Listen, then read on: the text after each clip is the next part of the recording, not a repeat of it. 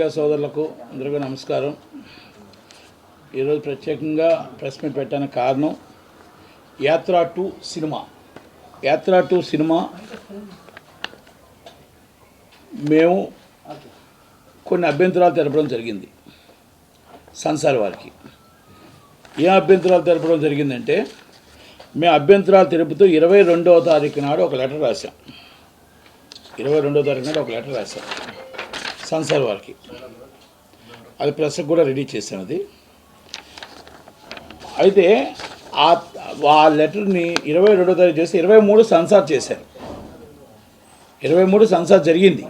అంటే లెటర్ని పరిగణలో తీసుకోకుండా సెన్సార్ చేశారు. నేనేమడుగుతున్నానంటే, ఇక్కడ సెన్సార్ ఆఫీసర్ గారిని కానీ, సిఇఓ గారిని కానీ, చైర్మన్ గారిని కానీ నేను అడుగుతుంది ఏంటంటే, అసలు మీకు 70 సినిమాలు పెండింగ్ ఉన్నాయి అండ్ 70 మూవీస్ ఆల్రెడీ పెండింగ్ ఉన్నాయి. 2 నెలల నుంచి చిన్న సినిమా నిర్మాతలు మీ వెనకాల తిరిగి కాళ్ళు అరిగిపోయి అప్పుల పాలైపోయి వాళ్ళు అక్కడ సెన్సార్ ఆఫీస్ చుట్టూ పడికాపులు కాసి ఎప్పుడు రిలీజ్ ఎప్పుడు సెన్సార్ అవుద్దా, ఎప్పుడు రిలీజ్ అయితే అప్పులు తీర్చుకుందాం అనే పరిస్థితుల్లో మీరు ఉంటే, అసలు చిన్న సినిమా నిర్మాతను పట్టించుకోకుండా, ఆ 70 సినిమా నిర్మాతని పట్టించుకోకుండా ఆల్ ఆఫ్ ది సడన్ ఒక అప్లికేషన్ ఎప్పుడు వచ్చింది, ఆ అప్లికేషన్ వచ్చిన మరుసటి రోజే సినిమా చూడటం ఏంటి, ఆ సినిమా చూసిన వెంటనే మీరు సెన్సార్ చెప్పేయడం ఏంటి, గైడ్లైన్స్ అని మీరు పెట్టుకున్న గైడ్లైన్స్, సెన్సార్ గైడ్లైన్స్ ఏంటి, ఆ రూల్స్ అండ్ రెగ్యులేషన్స్ ఏంటి. ఎన్నోసార్లు హైకోర్టు వారికి మీరు విన్నపించింది ఉంది, హైకోర్టు వారు మీకు చెప్పినవి ఉన్నాయి, సుప్రీంకోర్టు గైడ్లైన్స్లు ఉన్నాయి, సెన్సార్ గైడ్లైన్స్లు ఉన్నాయి, అండ్ సినిమాటోగ్రఫీ యాక్ట్ ఉంది 1973. ఇవన్నీ కూడా మీకు ఇంప్లూయెన్స్ ఉన్న పర్సన్ వస్తే ఈ అవసరం లేదు, మేము సెన్సార్ కూడా చూడకుండా సర్టిఫికెట్ ఇస్తామన్న పరిస్థితి మీకు వచ్చింది. ఈరోజు సెన్సార్ ఆఫీసర్ గారిని స్తూతిగా అడుగుతున్నా, చైర్మన్ గారిని కానీ, మీరు సెన్సార్ సినిమా చూసారా, చూడకుండా కూడా సర్టిఫికెట్ ఇచ్చారా, ఇష్యూ చేస్తున్నారా? మీరు 70 సినిమాలు ఉంటప్పుడు ఆర్డర్లో అప్లికేషన్ పెట్టుకుంటున్నప్పుడు ఆర్డర్ ఎందుకు పెట్టారు ఆన్లైన్లో? ఒక సినిమా తర్వాత ఒక సినిమా చూడాలని. మీరు 70 సినిమాలు పెండింగ్ ఉండి మీరు ఈ సినిమాని వచ్చిన all of the sudden application వచ్చింది. అప్లికేషన్ ఎప్పుడు వచ్చింది? ఆ అప్లికేషన్ మీరు ఎప్పుడు సినిమా చూశారు అంటే మీకు ఎవరు ఫోన్ చేశారు? మీరు ఎవరు ఇన్ఫ్లుయెన్స్కి ఉపయోగపడ్డారు? మీరు దేనికోసం ఇన్ఫ్లుయెన్స్ ఉపయోగపడ్డారు? ఇన్ఫ్లుయెన్స్లో నేను మీకు పొలిటికల్ ఇన్ఫ్లుయెన్సా లేకపోతే డబ్బులా ఇవన్నీ నేను అనట్లే. మీరు రిటర్న్గా 100% 70 సినిమాలు పక్కన పెట్టి, చిన్న సినిమా నిర్మాతలను పక్కన పెట్టి ఈ సినిమా చూడడం తప్పు అంటాను. 66 రోజులు మీకున్న గైడ్లైన్స్ని ఎందుకు ఇచ్చారు? గైడ్లైన్స్ ఇలాంటి పొలిటికల్ మూవీస్ కానీ ఇంపార్టెంట్ ఏమైనా మూవీస్ వస్తే ఆ మూవీస్ని అందరినీ ముందు మెంబర్స్కి పంపించుకోవాలా స్క్రిప్టు, ఆ మెంబర్స్ స్క్రిప్ట్ రెడీ చేయాలా, మెంబర్స్ స్క్రిప్ట్ రెడీ చేసిన తర్వాత సినిమా చూడాలా, సినిమా చూసి ఏ గైడ్లైన్స్ ప్రకారం యూ సర్టిఫికేట్ ఇవ్వాలా, యూఏ ఇవ్వాలా, ఏ సర్టిఫికేట్ ఇవ్వాలా, లేకపోతే ఇక్కడ సమాజానికి పనికొచ్చింది ఉందా, లాండ్ ఆర్డర్ ప్రాబ్లం ఉందా, లేకపోతే ఏ మతానికైనా ఏ కులానికైనా ఏమైనా రెచ్చగొట్టే ఉందా, ఇంకొక మనిషిని కించపరిచే విధంగా ఉందా, అన్నీ కూడా మీరు 66 రోజుల్లో చూసుకొని ఇవ్వాలి. ఇది మేము పెట్టింది కాదు, మేము చెప్పింది కాదు. మీ సెన్సార్ యాక్ట్, మీ సెన్సార్ రూల్స్ అండ్ రెగ్యులేషన్ల యాక్ట్లో పెట్టిందే. మీరు హైకోర్టు వారికి లాస్ట్ టైం ఒక కేసులో సమర్పించిందే మీకు చెప్తున్నా. మీకు ఇది దీంట్లో మా సెన్సార్ ఆఫీసర్ గారు ఏమి పాత్ర వహించారు? ఎక్కడి నుంచి వచ్చింది ఫోను? ఎక్కడి నుంచి ఆల్ ఆఫ్ ది సడన్ యాత్ర 2 సెన్సార్ చేశారు? నేను 22వ తారీఖున లెటర్ పెట్టడం జరిగింది. నేను లెటర్ పెట్టింది కూడా నేను క్లియర్గా చెప్పా, it's the political movie. Chandrababu Naidu గారిని విమర్శించారు. చంద్రబాబు నాయుడు గారు పొలిటికల్ లీడర్, 14 సంవత్సరాలు సీఎం. ఆయన్ని కించపరిచారు. లోకేష్ గారిని కించపరిచారు. Is a star. Pawan Kalyan గారిని కించపరిచారు. అలాగే సోనియా గారి జాతీయ సోనియా గాంధీ గారిని కించపరిచారు. ఆ ట్రైలర్లోనే కనబడుతుంది. దయచేసి ఇవన్నీ కూడా పరిణలోకి తీసుకోండి. ఈ పరిణలో తీసుకొని సెన్సార్ ఇప్పుడు ఆల్రెడీ దగ్గరికి ఎలక్షన్కి దగ్గరికి వచ్చింది కాబట్టి, ఎలక్షన్ నోటిఫికేషన్ దగ్గరలో ఉంది కాబట్టి ఆఫ్టర్ ఎలక్షన్ చెయ్యండి అని రిక్వెస్ట్గా మీకు పెట్టడం జరిగింది. పోనీ అది అవన్నీ మీరు పరిగణలో తీసుకున్నారా లేదా? సెన్సార్ చూసిన తర్వాత ఓకే, మీరు ఏదైనా పరిగణలో తీసుకున్నారు.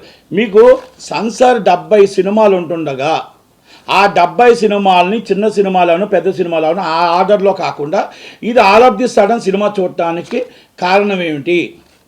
మీకు సెంట్రల్ నుంచి ఫోన్ వచ్చిందా, స్టేట్ నుంచి ఫోన్ వచ్చిందా, లేకపోతే ఇంకేమైనా ఇన్ఫ్లుయెన్స్ వచ్చిందా, ఏమొచ్చింది? నేను సెన్సార్ ఆఫీసర్ గారిని చాలా సూటుగా అడుగుతున్నా, అసలు సెన్సార్ చూసి ఇచ్చారా, చూడకుండా కూడా ఇస్తున్నారా సర్టిఫికెట్? సెన్సార్ అనేది ఇండివిజువల్ బాడీకి కాకపోతే సుప్రీంకోర్టు గైడ్లైన్స్ ఉన్న ఆ గైడ్లైన్స్ ప్రకారం మనం చేయాల్సిన బాధ్యత ఉంది. అవన్నీ కూడా మీరు ఈరోజు పట్టించుకోకుండా చిన్న సినిమాలను ఇబ్బంది పెట్టి ఈరోజు మొత్తం అందరినీ కూడా తొంగలో తొక్కి ఈ సినిమా చేయడానికి కారణాలు 2 ఉంటాయి. ఏపీ గవర్నమెంట్ మీకు డైరెక్ట్గా ఫోన్ చేసి ఇన్ఫ్లుయెన్స్ ఉపయోగించవచ్చు, వాళ్ళ మాట విని మీరు సెన్సార్ చేయొచ్చు, లేదా సెంట్రల్ గవర్నమెంట్లో మీకు అనురాగ్ సింగ్ ఠాగూర్గా డైరెక్ట్గా ఫోన్ చేసి మీ సినిమా చూడమని చెప్పి డైరెక్ట్గా మీ సర్టిఫికేట్ ఇచ్చేయండి అని చెప్పండొచ్చు. మీ గైడ్లైన్స్ అన్ని పక్కన పెట్టి సర్టిఫికేట్ ఇష్యూ చేయడం అనేది ఇది కరెక్టా? దీని మీద మీరు ఏదైతే సెన్సార్ గైడ్లైన్స్ని తప్పారో దాని మీద మేము న్యాయ పోరాటం చేస్తాం. తప్పకుండా మా మనోభావాలు దెబ్బతినే విధంగా, మా ఎలక్షన్స్లో మమ్మల్ని కించపరిచే విధంగా, మా నాయకుడిని కించపరిచే విధంగా, ఆ హీరోని కించపరిచే విధంగా, ప్రతిపక్షాన్ని కించపరిచే విధంగా ఉన్న ప్రతి సన్నివేశాన్ని వైసీపీకి అనుకూలంగా మీరు సెన్సార్ చేశారని ఒప్పుకోక తప్పదు. వైసీపీకి అనుకూలంగా వ్యవహరించారు. దీంట్లో ఒక వ్యక్తి పేర్లు అవసరం లేదు, ఒక సినిమా వ్యక్తి 2 నెలల నుంచి తిరుగుతున్నాడు మీకు సెన్సార్కి పెట్టి. అప్లికేషన్ అందరూ సెన్సార్కి అప్లికేషన్ ఒకటే డబ్బులు కట్టాలి, ఒకటేలాగా సెన్సార్ నిర్మాతే. చిన్న సినిమా పెద్ద సినిమా ఉండదు ఇక్కడ. సెన్సార్ సినిమా చూడాలి, సర్టిఫికేట్. 2 నెలల నుంచి మీ కాలు చుట్టూ తిరుగుతుంటే ఇప్పటికి సెన్సార్ చూడలే. ఒక వ్యక్తి 2 నెలల నుంచి సెన్సార్ తిరిగితే నిన్న ఒక సినిమా సెన్సార్ చేశారు. అంటే ఏంటిది? మీరు వచ్చిన వాళ్ళు అందరూ తిరుగుతుంటే అసలు లోనకి ఎంట్రన్స్ అవ్వనివ్వట్లే. మీకు ఇష్టమైతే సెన్సార్కి ఎవరైనా ఫోన్ చేస్తే వాళ్ళు ఇన్ఫ్లుయెన్స్ ఉపయోగించుకొని మీరు సెన్సార్ చేస్తున్నారు.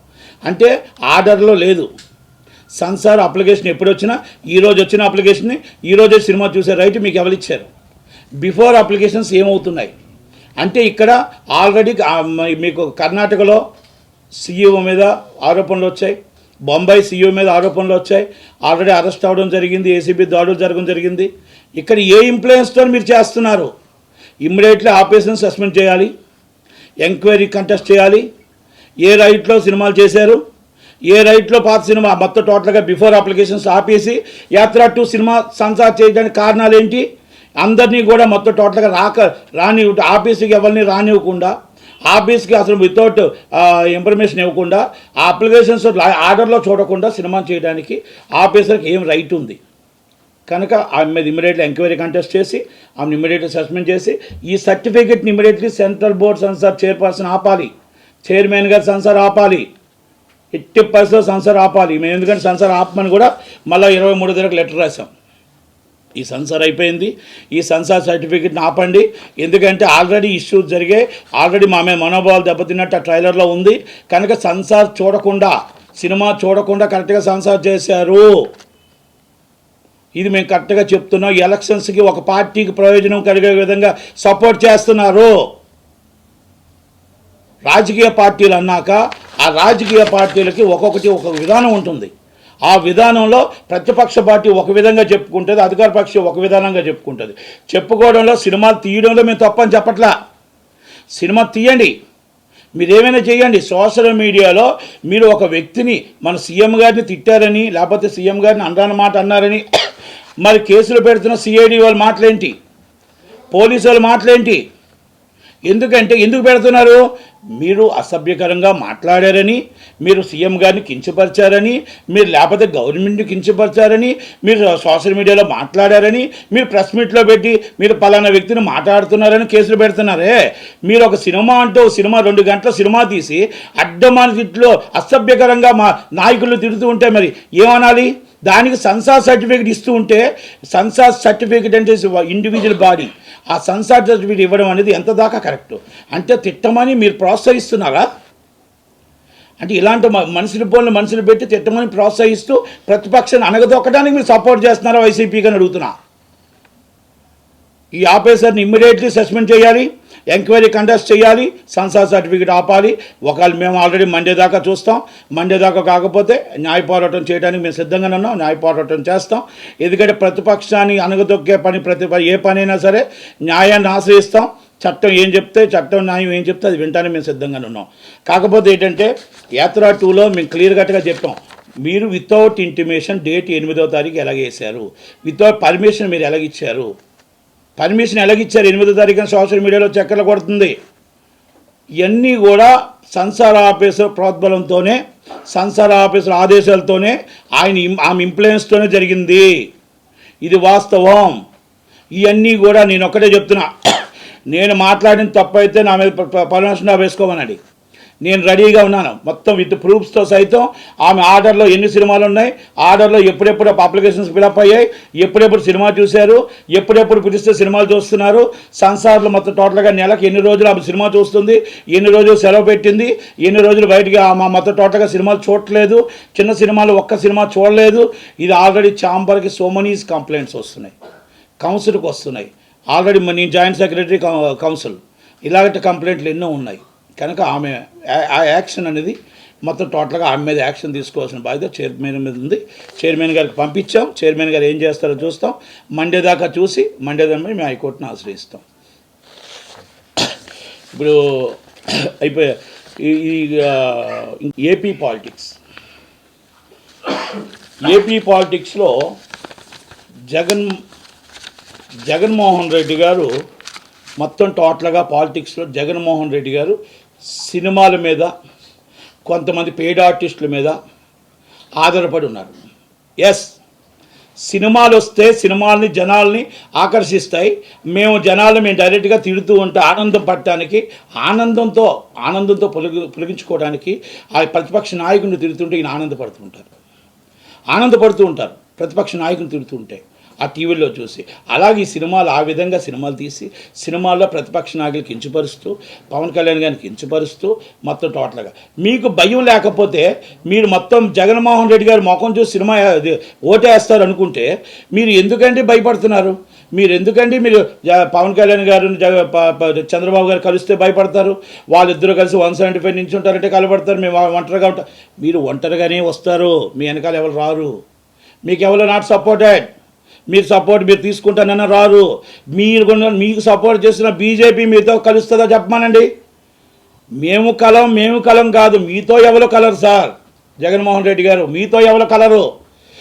చంద్రబాబు నాయుడు గారు కానీ, పవన్ కళ్యాణ్ గారు కానీ, అది కాంగ్రెస్ పార్టీ అవ్వచ్చు, సిపిఎం అవ్వచ్చు, సిపిఐ అవ్వచ్చు, ఏదైనా ఇండివిజువల్ పార్టీస్ని అన్నిటిని ఓట్లు చేర్చకుండా ఈ అరాచక పాలని తిప్పుకొట్టడానికి, ప్రజలకి మంచి చేయడానికి చంద్రబాబు నాయుడు గారు ఏ పార్టీతో ఎప్పుడైనా పొత్తు పెట్టుకొని ఆ ఓట్లు చెల్లకుండా చేయడానికి చంద్రబాబు నాయుడు గారు మొత్తం నాయకత్వం వహిస్తూ ప్రతి ఒక్కరికి కూడా సీట్లు ఇవ్వాలి, ఓట్లు రావాలి, అందరికీ కూడా ఈ అరాచక పాలన మీద వివరిస్తూ చేస్తున్నారే తప్ప ఏదో మొత్తం టోటల్గా అందరూ కలిసిపోయి మాకేమో చంద్రబాబు నాయుడు గారికి సీట్లు కార్యకర్తలు నాయకులు లేకపోతే ఆయన 170 నియోజకవర్గాలు లేక కాదు.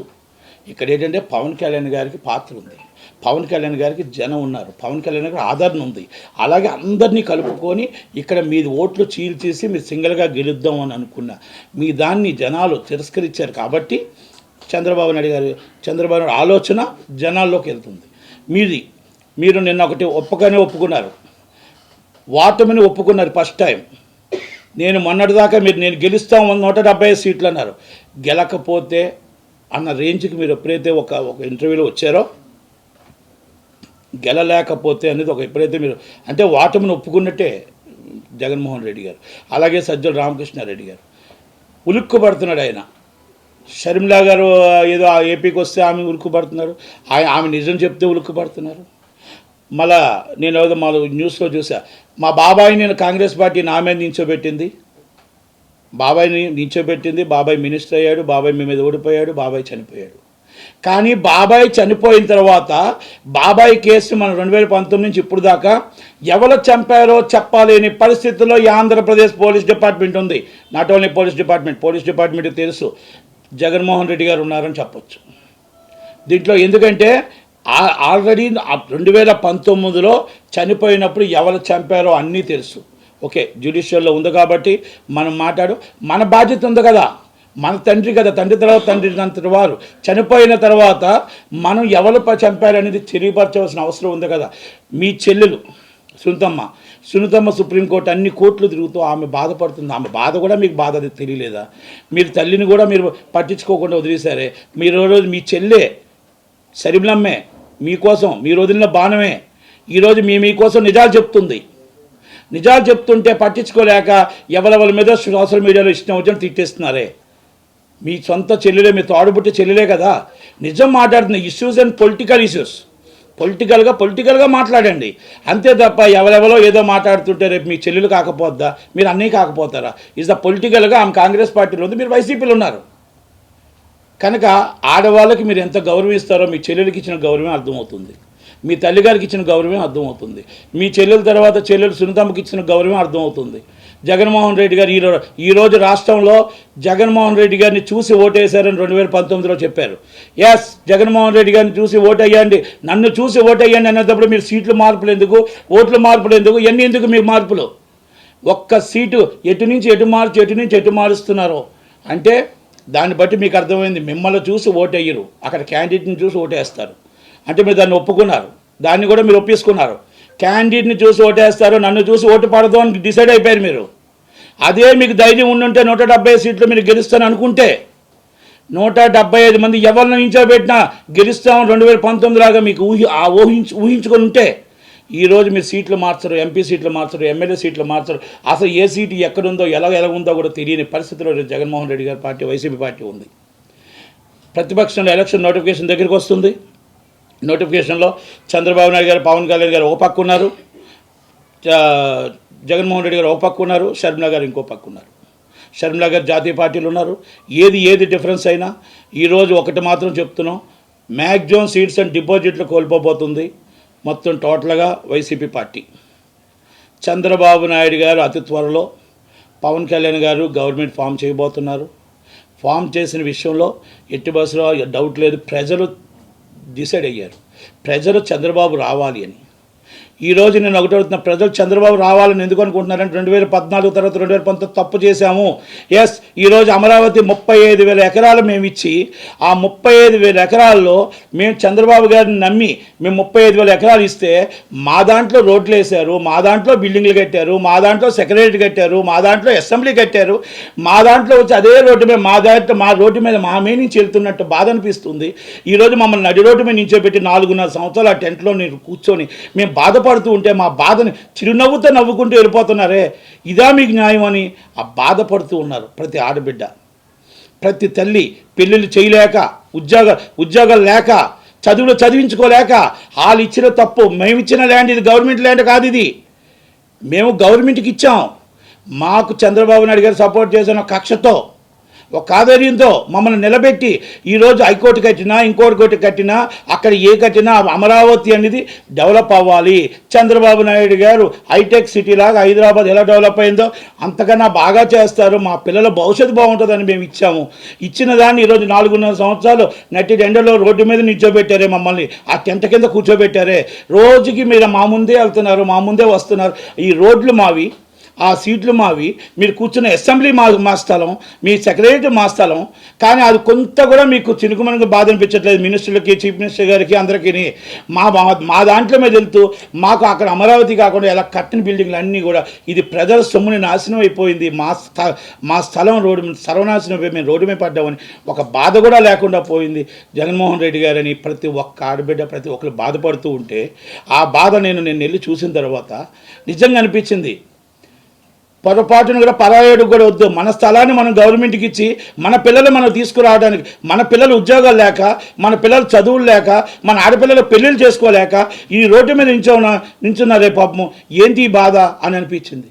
ఇంకొక పొరపాటును కూడా ఎప్పుడు కూడా గవర్నమెంట్కి ఎప్పుడు సైట్లు ఇవ్వకూడదు అని. ఎందుకంటే చంద్రబాబు గారిని నమ్మిచ్చారు. చంద్రబాబు గారు ఈసారి అందుకే రావాలి, అమరావతి కట్టాలి, తెలంగాణ కంటే రాజధాని బాగుండాలి, అలాగే విశాఖపట్నం క్యాపిటల్ అవ్వాలి. ఇక్కడే జీతాలు ఇచ్చలేని పరిస్థితుల్లో ఉంటే, జీతాలు ఇవ్వలేని పరిస్థితుల్లో ఉంటే 500 రూపాయల బిల్డింగ్ ఒక కొండ మీద కట్టారు. ఆ కొండ ఎదురుకుంటే ఇంకో కొండ ఉంది, అదే రామానాయుడు స్టూడియో, దాన్ని ఆఫీస్ కిందకి పెట్టారు. అదే సుప్రీంకోర్టు స్టే ఇచ్చింది, జ్యుడిషియల్లో ఉంది. అంటే నేను ఒకటే చెప్తున్నా, మీరు కట్టుకోవడానికి, దోచుకోవడానికి తప్ప ప్రజలకు ఏమైనా ఉపయోగపడిందా? మీరు మాట్లాడితే టింగ్ వేస్తాను అంటున్నారు. మీరు వేసిన టింగ్లో కరెంటు బిల్లు ఒకప్పుడు 126 రూపాయలు వస్తే దాంట్లో 50% బొగ్గి వడ్డీ అంట, సదర్ ఛార్జెస్ అంట, అదర్ ఛార్జెస్ అంట, ఇవన్నీ కలిపి 226 రూపాయలు వస్తుంది. అంటే 100 రూపాయలు ఎక్స్ట్రా. 10,000 బిల్లు అయితే 20,000 బిల్లు వస్తుంది, 1000 అయితే 2,000 బిల్లు వస్తుంది. అది కూడా నేను కోర్టులో వేసాను, ఈజ్ పెండింగ్ ఆఫ్ హైకోర్టు. అది మొత్తం టోటల్గా దాని మీద కూడా కోర్టుకి వేసాను. అంటే కోర్టు వారు వాళ్ళ కౌంటర్ ఏమన్నారు, అసలు ఏంటి బొగ్గు ఛార్జెస్ ఏంటి, సదర్ ఛార్జెస్ ఏంటి, ఎక్స్ట్రా ఛార్జెస్ ఏంటని. ఒక బిల్లు ఒక వ్యక్తికి 34,000 వచ్చింది, 16,000 ఛార్జెస్ ఉన్నాయి, అదర్ ఛార్జెస్. ఇవన్నీ పక్కన పెట్టండి, బిల్లులన్నీ వస్తున్నాయి. మన ఇంట్లో కరెంట్ లేదు, కరెంట్ లేకుండానే మన బిల్లు వస్తాయి. రోజుకు 6 గంటల కరెంట్ నడడం కష్టం. ఆంధ్రప్రదేశ్ చేతికి ఇచ్చేటప్పుడు 2014 మిగులు బడ్జెట్తో మిగులు కరెంటుతో మనకు చేతికి ఇచ్చి ఇక్కడ కరెంట్ లేని పరిస్థితుల్లో కరెంటు ఉండే పరిస్థితులు తీసుకొస్తే ఈరోజు ప్రజలకు కరెంటు లేని పరిస్థితి తీసుకొచ్చింది మీరు కాదా? ఈరోజు సాగునీరు రైతు బంధుకి మీటర్ వేయాలంటే మీటర్కి లంచం అడుగుతుంది మీరు కాదా? ప్రతి దిక్కున సచివాలయం వాలంటీర్స్ కానీ ఎవ్వరు అవనియండి, అక్కడ లంచం లేనిదే పని జరగట్లేదు. ఇవన్నీ నిజాలు చెప్తున్నా. నా మీద మీరు కేసు పెడతానంటే ఐఎమ్ రెడీ, నేను ప్రూవ్ చేయడానికి రెడీ, నేను కోర్టుకు వెళ్ళడానికి రెడీ, నేను జైలుకి వెళ్ళడానికి రెడీ. నేను ఎంతమందిని మీరు జైల్లో పెట్టినా 3 నెలలు మాత్రమే, 4వ నెలకు చంద్రబాబు నాయుడు గవర్నమెంట్ వస్తుంది, నిజాలేంటో ఉంటుంది, న్యాయం తెలుస్తుంది, న్యాయ పోరాటం చేస్తామే తప్ప మీకు భయపడి దాక్కొని మీకు భయపడి దూరంగా ఉండడం అది జరగని పని. ఎందుకంటే జగన్మోహన్ రెడ్డి గారికి అడుగుతున్నాం, ఇవన్నింటిలో మీరు అడుగుతున్న ప్రశ్నలకు ఒక్కదానికి మీరు రాజధాని ఎక్కడ కట్టారు, మీరు కట్టుతున్న ఇల్లు ఆల్రెడీ కొండ మీద ఉన్న ఇల్లు ఎందుకు కట్టారు, ఎప్పుడు దిగుతున్నారు, నోటిఫికేషన్ ఇంకా నెలలోనే వస్తున్న సమయంలో ఇదంతా ప్రజల సొమ్ము మొత్తం టోటల్గా నాశనం అయిపోవడం కాదా? మీరు తిరుగుతున్న ఫ్లైట్లు ఏంటి, మీరు తిరుగుతున్న లగ్జరీ కార్లు ఏంటి, సామాన్య ప్రజలకు రోడ్లు లేవు, మీరు మాత్రం ఫ్లైట్ పైనుంచి వెళ్తున్నారు, హెలికాప్టర్ పైనుంచి వస్తున్నారు, మీ కింద నుంచి వెళ్తున్న వాళ్ళందరూ మా బళ్ళు సెట్లోకి వెళ్ళిపోతున్నాయి. మా రోడ్లు ఏమయ్యాయి, మా పంచాయతీ పనులు ఏమయ్యాయి, మొత్తం టోటల్గా ఇసుక డబ్బులు ఏమయ్యాయి. ప్రతి ఒక్కరు 5 సంవత్సరాల క్రితం వచ్చిన ఎమ్మెల్యే 800 కోట్లు సంపాదించాడు, సర్పంచ్ 200 కోట్లు సంపాదించారు, ఎంపీలు ఎమ్మెల్యేలు ధైర్యం ఉందా? ఎంత సంపాదించారో మీకు ఉందా? లెక్కలు ఉన్నాయా? డిబేట్కి వస్తారా? ఏ ఎంపీ అయినా ఎమ్మెల్యే అయినా ఎక్కడెక్కడి నుంచి అప్పుడు ఎంత ఉందో ఇప్పుడు ఎంత ఉందో తీద్దాం రండి. ఇది జగన్మోహన్ రెడ్డి గారికి అన్నీ తెలుసు, అన్ని విషయాలు తెలుసు, కానీ ఎవరి మీద యాక్షన్ తీసుకునే పరిస్థితుల్లో ఆయన లేరు. 2024 ఆయన పార్టీ రావాలి, పార్టీలో ఎట్టి పరిస్థితుల్లో పార్టీ గెలవాలి, ఎన్ని 100 కోట్లు ఖర్చు పెట్టిన పార్టీ గెలవాలి అని ఉత్తరాంధ్ర విశాఖపట్నం విజయనగరం జిల్లా బొత్స సత్యనారాయణ గారికి ఇచ్చారు. ఒకళ్ళు ఇక్కడ ఎంపీ, మీ ఫ్యామిలీలో ఒకళ్ళు అక్కడ ఎంపీ, మొత్తం ఎమ్మెల్యేలు మీరే, మొత్తం డబ్బులు మీరే పెట్టండి, విశాఖపట్నం గెలవండి. గతంలో ఇప్పుడు ఎంవీవీ సత్యనారాయణ గారికి మున్సిపల్ మినిస్టర్గా ఉండేటప్పుడు అక్కడ చర్చ్ ల్యాండ్ ఆల్రెడీ 2,000 కోట్ల ప్రాజెక్టు ఆయనే పర్మిషన్ ఇచ్చారు, ఆయన ఆయంలోనే. కనుక మీరు ఏమైనా చేసుకోండి, విశాఖపట్నంలో మీరు ఏం చేసుకోండి, ఒక్కబోట్ ల్యాండ్లు ఏమైనా చేసుకోండి, చర్చ్ ల్యాండ్లు ఏమైనా చేసుకోండి, దేవాదాయ భూములు ఏమైనా చేసుకోండి, అక్కడ గెలవాలి. ఇది మీకు వదిలేసా, ఆ డబ్బు మీరే ఖర్చు పెట్టుకోండి. ఎంవీవీ సత్యనారాయణ నువ్వేమైనా కట్టుకో, ఏమైనా చేసుకో, ఇక్కడ ఫండింగ్ నువ్వే పెట్టుకోవాలి. ఇవన్నీ వాస్తవాలు. ఎవరైనా మాట్లాడితే దాన్ని బట్టి మేము ఎదుర్కోవడానికి సిద్ధంగానే ఉన్నాం. ఇవన్నీ జనసేన పవన్ కళ్యాణ్ గారు మాట్లాడితే పవన్ కళ్యాణ్ గారి స్థాయి లేదు, కానీ ఆయన మాట్లాడతారు ఎంవీవీ సత్యనారాయణ. నా స్థాయి నీకు లేదు, ఆయన స్థాయి నువ్వెక్కడా, పవన్ కళ్యాణ్ గారి స్థాయి నువ్వెక్కడా. మొత్తం total security guard 1/2 kilometre security guard దూరంలోనే ఉండాలి ఆయన ఉన్న స్టేజ్కి. ఆయన కోసం నువ్వు మాట్లాడతావు. రోడ్డు ఎదుర్కొంటే ఈదు సూలు ఉందని రోడ్డు ఆపేస్తావు, ఇప్పటికీ రోడ్డు ఆపావు. ఈ ఆఫీసర్లు అందరూ ఏం చేస్తున్నారు, పార్టీ ఎటు ఉంటే అటు పార్టీ సపోర్ట్ చేయాలి. ఏమంటే జగన్మోహన్ రెడ్డి గారు సపోర్టు, విజయసాయి రెడ్డి గారు, వైవి సుబ్బారెడ్డి గారు, ఆ రెడ్డి వెళ్ళారు, ఈ రెడ్డి వచ్చారు, ఈ రెడ్డి వెళ్ళారు, ఆ రెడ్డి వచ్చారు. ఇక్కడ ఏముంది, ఎస్సీలు ఏమయ్యారు, బీసీలు ఏమయ్యారు, మైనార్టీలు ఏమయ్యారు, వీళ్ళందరూ ఏమయ్యారు, కాపులు ఏమయ్యారు, కమ్మోలు ఏమయ్యారు. మీరు ఏ పోస్టులో చూడండి, రెడ్డి వాసుదేవరెడ్డి గారు, మీరు ఆల్రెడీ సజ్జల రామకృష్ణారెడ్డి గారు, పొన్నవ సుధాకర్ రెడ్డి గారు, వైవి సుబ్బారెడ్డి గారు, విజయసాయి రెడ్డి గారు, ఇంకా మనం రాజేందర్ రెడ్డి గారు, ఇంకెన్నో రెడ్లే ఉన్నాయి తప్ప ఒక్క ఎస్సీ ఎస్టీ బీసీ మైనార్టీలకు ఒక్కరికైనా సరైన స్థానంలో పోస్ట్ ఉందా అని అడుగుతున్నా. ఈ ఎమ్మెల్యేలు మినిస్టర్లు ఏవైనా ఒక్క రోజైనా జగన్మోహన్ రెడ్డి గారు మీరు అడిగారా అని అడుగుతున్నా. మీకు డైరెక్ట్గా సీఎం గారిని వెళ్ళి కలిసే ఉందా మీకు అందరికీ? మరి వెళ్ళగలరా డైరెక్ట్గా? మొన్నటిదాకా నేను ఎవరిని కలను ముళ్ళు కంచెలు వేసుకున్న వ్యక్తి ఫామ్ హౌస్కి వెళ్ళారు, ఫామ్ హౌస్తో అక్కడితోనే అయిపోయింది. జనాలు ఆల్రెడీ గుడ్ బై చెప్పారు. ఆ సమయం దగ్గరే పడుతుంది, అది తొందరలోనే వస్తుంది. కనుక నేను ఒక్కటే అన్ని విషయాల్లో కూడా ఒకటే చెప్తున్నా, ప్రజలు నిర్ణయితులు, ప్రజలు ఆలోచన పరులు ప్రజలు. నిజంగా మీకు కరెంట్ వస్తుందా 24 గంటలు? మీరు ఓటేయండి వైసీపీకి. నిజంగా మీకు అన్నీ కూడా మొత్తం టోటల్గా అన్ని సౌకర్యాలు బాగున్నాయా? మీ రోడ్లు బాగున్నాయా? మీ ఎమ్మెల్యేలు బాగా పనిచేస్తున్నారా? మీ ఎంపీలు బాగా పనిచేస్తున్నారా? జగన్మోహన్ రెడ్డి గారు బాగా పనిచేస్తున్నారా? అన్నీ మీకు బాగుంటే మీరు ఓటేయండి. బాగులేకపోతే చంద్రబాబు నాయుడు గారు రాజధాని కడతారు, మీకు ఆర్థిక క్యాపిటల్ విశాఖపట్నం జరుగుతుంది, అలాగే మీకు హైకోర్టు కర్నూలుకు వస్తుంది, అన్నీ జరుగుతాయి. దయచేసి మన విశాఖపట్నం అభివృద్ధి జరగాలన్నా, ఆంధ్రప్రదేశ్ అభివృద్ధి జరగాలన్నా, తెలంగాణలో ఈరోజు అభివృద్ధి కోసం ప్రపంచంలో చెప్పుకుంటున్నారు ఎలాగో అలా రావాలి అంటే చంద్రన్న రావాలి, పవన్ కళ్యాణ్ గారు రావాలి. కాబట్టి ఒక్కసారి జనాలు ఆలోచించుకోమని, అలాగే ఇలాంటి సినిమాలు మేము కూడా ఎన్నో తీయగలం, తీసే దమ్ము మాకుంది, చేసే దమ్ము మాకుంది. కానీ మీలాగా మేము తిట్టే టైప్ మాకు కాదు. కాబట్టి సోషల్ మీడియాలో పెయిడ్ ఆర్టిస్టులు పెట్టి తిట్టించడం, అలాగే మేము మామూలుగా సినిమాలు తీసి మేము ½ అన్ అవర్ తీయగలం, తుగ్లక్ పాలన తీయగలం, ఏపీ పాలన ఇవన్నీ తీయగలం. మా వల్ల బోల్డ్ ఉన్నాయి. మేము తీయాలంటే ఒక్కొక్కటి తీయాలి. రఘురామకృష్ణరాజు గారిని మీరు కొట్టింది తీయగలం, రఘురామకృష్ణరాజు గారు అరాచకం తీయగలం, మరి వైఎస్ వివేకానంద రెడ్డి గారు తీయగలం, కోటికత్తి కేసు మీద తీయగలం, ప్రతిదీ ఉన్నాయి. కానీ తీసి ప్రయోజనం ఏముంటుంది అనేది ఒక్కటే. తీసి ప్రయోజనం ఏముంటుంది? మేము జనాలను నమ్ముకున్నాం. చంద్రబాబు గారు, లోకేష్ గారు, పవన్ కళ్యాణ్ గారు జనాల దగ్గరికి వెళ్తున్నారు. బాధని, కష్టాన్ని, 5 సంవత్సరాలు జరిగిన కష్టాన్ని మేము చేసుకుంటున్నాం. అంబటి రాంబాబు గారు, మళ్ళీ సంబరాల రాంబాబు గారు అని ఒప్పుకున్నారు. ఆయన ఒక సాంగ్ సృష్టించి చేశారు. మీరు దీనికే పనికొస్తారు, పోలవరం ప్రాజెక్టు పనికిరారు. పోలవరం ప్రాజెక్టు జీవనాడి, పోలవరం ప్రాజెక్టుని సర్వనాశనం చేసి పోలవరం ప్రాజెక్టుని ఈరోజు ఏమీ తెలియకుండా పక్కన పడేసి మీరు సంబరాలు చేసుకుంటున్నారు, అంబరాలు అంటున్నారు, ఏవైనా అంటున్నారు. రాంబాబు గారు, మీకు ఇరిగేషన్ మంత్రిగా మీరు ఉండడం అనర్హులు. రోజా గారు, మీరు ఈరోజు టూరిజం మంత్రిగా ఏం డెవలప్ చేశారు అంటే, ఉన్న టూరిజం గెస్ట్ హౌస్ అన్ని తీసి జగనన్నకు ఒక బంగ్లా కట్టించారు. అది మీ ఘనత. ఏం డెవలపింగ్ చేశారు? రాజమండ్రిలో ఎందుకు టూరిజం డెవలపింగ్ చేశారు, ఎక్కడెక్కడ టూరిజం చేశారు? అమర్నాథ్ గారి పోస్ట్ కాస్త పోయే. పరిశ్రమల శాఖ మంత్రి, ఆయన సీట్ ఎక్కడుందో ఆయనకు తెలియదు. 13 లక్షల కోట్లు వచ్చాయంటే 13 లక్షల కోట్లు అది కోట్ల మామూలు తెలియదు, కానీ అవి ఎక్కడున్నాయో తెలియవు, అవి ఏం జరిగిందో తెలియదు. అమర్నాథ్ గారు ఈరోజు ఆయన కోసం మాట్లాడటం కూడా పాపం ఇప్పుడు, ఎందుకంటే ఆయన సీట్ ఎక్కడుందో తెలియదు. కనుక నేను ఏమంటున్నానంటే, వీళ్ళందరూ ఒక్కొక్కరు ఎవరి సీటు ఎక్కడుందో, ఎవరు ఉన్నా కూడా మినిస్టర్లు ఒక్కరు కూడా గెలరు. ఈరోజు గెలిచే పరిస్థితుల్లో లేరు, వాళ్ళకి తెలుసు. ఎంపీలు కూడా రాజీనామా చేసి ఎందుకు బయటకు వచ్చారు? ఇక్కడ మనకు లేదు, ఇక్కడ మనం ఉంటే మనం పరువులు పోతాయి, మన విలువలు పోతాయి. ఆల్మోస్ట్ 30% ఎమ్మెల్యేస్ రిజైన్ చేసి వస్తున్నారు బయటికి. అంటే ఒక పార్టీలో ఫస్ట్ టైం నా 50 సంవత్సరాలు నా వయసులో నేను 87లో వచ్చాను రాజకీయాలు, 86లో వచ్చాను రాజకీయాలు. అప్పటి నుంచి ఇంతమంది రాజీనామా చేసిన పార్టీ నేను ఏది చూడలే, ఈ ఒక్క పార్టీ చూసా. అంటే ఈ రాజకీయంగా ఆటోమేటిక్గా మనం ఈరోజే చెప్పొచ్చు, రేపు 24 రిజల్ట్ ఇప్పుడు చెప్పొచ్చు. వైసీపీ అనేది అయిపోయింది, భూస్థాపితం అయిపోయింది. ఎందుకంటే రాజీనామా చేసి అందరూ ఎందుకు వస్తున్నారో అది అర్థమైపోయింది. ఇది మనం మాట్లాడాల్సిన అవసరం లేదు, వాళ్ళ ఎమ్మెల్యేలు మాట్లాడుతున్నారు, వాళ్ళ ఎంపీలే మాట్లాడుతున్నారు, మనం చెప్పాల్సిన అవసరం లే. కనుక చంద్రబాబు నాయుడు గారు, పవన్ కళ్యాణ్ గారికి దగ్గరుండి ఒక్కసారి ఆలోచించి మీ విలువైన ఓటుని బూత్ దాకా తీసుకెళ్లవలసిన కార్యకర్తల బాధ్యత ఉంది. అలాగే జనసేన కార్యకర్తలు, టీడీపీ కార్యకర్తలు చిన్న అభిప్రాయ భేదాలు ఉండొచ్చు, ఏవైనా ఉండొచ్చు.